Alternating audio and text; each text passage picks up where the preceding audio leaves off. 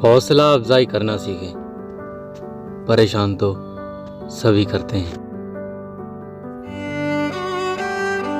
अगर इंसान अपनी उंगलियों का इस्तेमाल अपनी ही गलतियों को गिनने के लिए करे तो दूसरों पे उंगली उठाने का वक्त ही नहीं मिलेगा।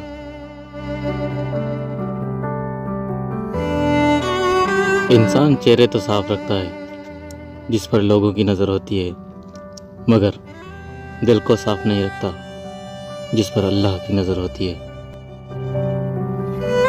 जिस कुएं से लोग पानी पीते रहें वो कभी नहीं सूखता। लोग पानी पीना छोड़ दें तो कुआं सूख जाता है। ये कुदरत का कानून है, ये बड़ी रात की बात है। गुरूर और गफलत का नशा शराब से भी ज़्यादा होता है। जो इस नशे में मुब्तला हो जाता है वो जल्दी होश में नहीं आता। बुरा दोस्त कोयले जैसा होता है, जब कोयला गर्म होता है तो हाथ जला देता है, और जब कोयला ठंडा होता है तो हाथ काला कर देता है।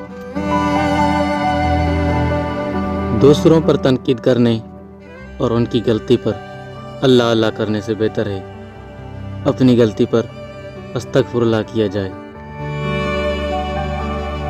आईना जब उठाया करो पहले देखा करो फिर दिखाया करो। ए मोमिन, जब तक तू नुकसान से तरक्की न करे तब तक कमाल को कभी हासिल नहीं कर सकता।